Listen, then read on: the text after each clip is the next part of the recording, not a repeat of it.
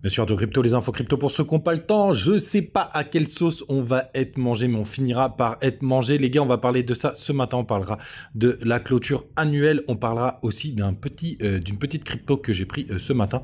Comme ça, vous le découvrirez. Les gars, pour les horaires, ça va être un peu le bazar. Je suis à Dubaï cette semaine, donc je fais quand je peux. Mais vous inquiétez pas, il y aura des vidéos tous les jours. Les gars, c'est parti avec un BTC plus 0,5%, 42 300 $. Oh là là, décalage horaire. On est pas mal. 0,7% de retracement du côté d'Ether, 2300 $.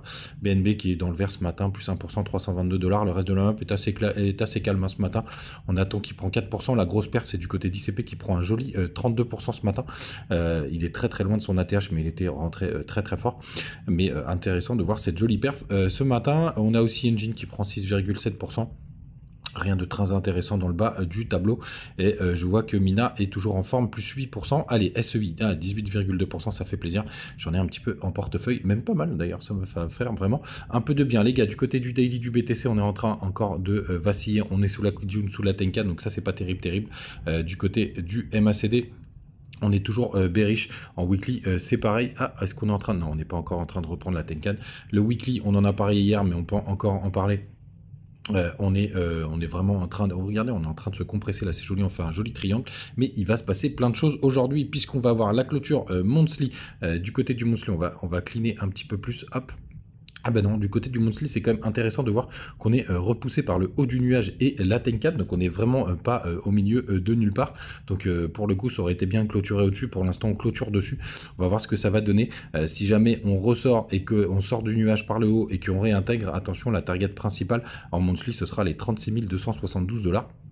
Donc très intéressant ce niveau. On va avoir aussi la clôture trimestrielle les gars. Bien évidemment, là vous voyez, regardez comme c'est précis. Je comprends maintenant pourquoi, où est-ce qu'on bloque si on regarde bien. Regardez, maintenant vous avez la Tenkan qui bloque juste ici.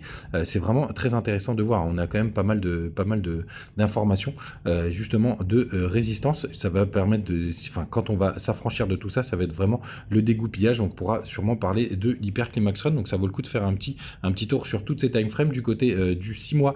Pour le coup, on voit qu'on enchaîne deux jolies bougies vertes. Au dernier bull run, on en avait enchaîné 4, donc ça nous ferait encore une belle année 2024 dans le vert. J'espère qu'on pourra même en sortir 5 comme au bull run de 2018. Ce serait plutôt pas mal. Je vous ai déjà fait d'ailleurs une vidéo sur le sujet. N'hésitez pas à aller jeter un œil. C'est plus facile à retrouver du côté de TikTok. D'ailleurs, on repart avec un maximum de monde. On n'est que 500 pour l'instant, mais ça va vite gonfler. Vous avez cette première vidéo. Quoi qu'il arrive, je vends tout à cette date. Et justement, avec la date de fin de bull run, ces deux vidéos, ça vous donnera des indications. Et l'annuel, la bougie annuelle, donc une bougie égale 1 an. Si ça veut bien fonctionner, c'est très joli, regardez, on n'a pas encore fait notre bougie de ravalement, mais normalement en 2024, si vous avez vu justement ces fameuses vidéos, regardez, 3 bougies vertes, 3 cycles, un nouveau cycle potentiellement, c'est-à-dire qu'on a encore au moins un an dans le vert, voire 2. Même si on pourrait trouver le top en 2024, on devrait quand même on va avoir un peu mieux sur l'année 2025 aussi. Mais ce sera sûrement la date de fin de notre Go Bull Run. Mais vous voulez que vous ayez toutes les infos. Comme ça, vous savez tout où est-ce qu'on va pour les 2 prochaines années. En tout cas, je l'espère, mais bien entendu, on fera des mises à jour tous les jours. Du côté des autres indicateurs, du côté des contrats futurs, rien de très intéressant, on est toujours dans le range. Pour le coup, on n'a pas été comblé ce petit gap juste là. Bon, c'est pas grave, de toute façon, on ira à un moment donné. La target basse, c'est 39 245 $ du côté de la Bitcoin Dominance. C'est ce que je voulais regarder. Hop, un joli petit rebond ce matin. Pendant que tout corrige, on est en train de s'arrondir ici. On va voir ce que ça va donner. Et donc les gars, oui, pour revenir au sujet, à quelle sauce on va être mangé, je pense qu'on aura bientôt un premier retracement. Vous allez voir, le premier, il fait assez mal, hein, parce que c'est souvent des drawdowns assez importants. Par contre, on ne sait pas quand est-ce qu'il arrivera. On en parlait hier sur le Telegram. Où est-ce qu'il est mon petit Telegram? Il est là, donc n'hésitez pas à venir le rejoindre pour le coup.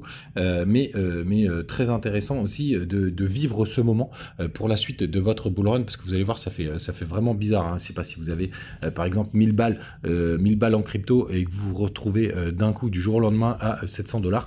Vous allez voir, ça fait un sacré choc sur la tête, mais il faut le vivre, il faut passer par là, parce qu'à un moment donné, on aura cette correction. La question, c'est de savoir quand est-ce que ça va arriver, et ça pour le coup, coup, personne ne le sait. Là, comme je vous le disais hier, en weekly, on est sur une grosse zone de résistance. Vous l'avez vu, cette zone de résistance, elle est valable en weekly, en monthly et aussi en trimestriel. Hein. Donc, vous vous rendez compte à quel point c'est puissant. Donc, on pourra avoir ce retracement à partir de là, puisque vous voyez qu'il y a une grosse résistance. Et justement, là, ce qui est intéressant, c'est qu'après ça, on risque de partir très très fort to the moon. L'avenir nous le dira, mais c'est vraiment important de savoir qu'à un moment donné, vous allez vous prendre un gros drawdown dans la gueule. Et je peux vous dire que le premier, il est assez violent, parce que je discutais avec certains sur le Telegram hier. Pour certains, c'est le premier cycle. Et vous y verrez, le plus dur, c'est pas d'acheter, c'est plutôt de vendre. Mais bien entendu, on en parlera tout au long de l'année. Sinon, la petite crypto sur laquelle je suis rentré ce matin, c'est Banana. Banana, vous voyez, j'attendais qu'il retrace. Vous voyez mon petit buy, j'attendais que ça retrace. C'est pour ça que je suis rentré dessus. Je vous laisserai faire l'analyse fondamentale pour le coup, même s'il n'y a pas grand chose en fondamental, mais en tout cas, je suis rentré dessus. Je voulais vous montrer quelques infos sur la tokenomics. Désolé, on capte pas des masses ici. Pour que vous ayez quelques infos, c'est un tout petit, c'est plutôt un low cap. Pour le coup, ça m'intéressait parce que on commençait à pas mal latéraliser. Et puis c'est une crypto qui est assez récente. On est à 30 millions de market cap, mais attention, on full D8, on est à 126 millions. Mais après, pour le coup, on verra.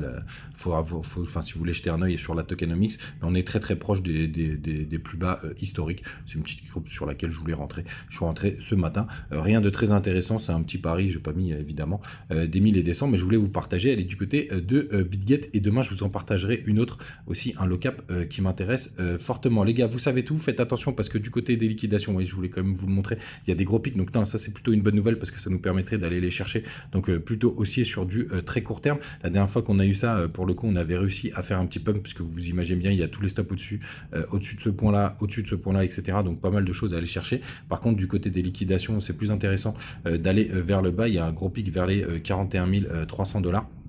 Longue shortation, attention ce matin, il y a, enfin là sur les dernières 24 heures, il y a une majorité de personnes qui sont en longue, ça veut dire qu'ils parient à la hausse, et souvenez-vous, le marché ne peut pas faire gagner tout le monde, bien au contraire, donc ça c'est un indicateur qui nous indiquerait un peu plus de baisse, et si on prend sur le 1 heure, sur le récent, regardez, oula, il y a beaucoup de longueur, on est à 57%, c'est assez rare de voir des chiffres comme ça, même si on en a pas mal vu pendant toute la descente du bear market, donc les gars, faites vraiment attention, pas mal d'objectifs divergents, les gars, passez un très bon réveillon, faites attention à vous, vous avez tous les bonus du côté de BitGet, de BingX et aussi de notre ami mince que j'ai oublié, KuCoin.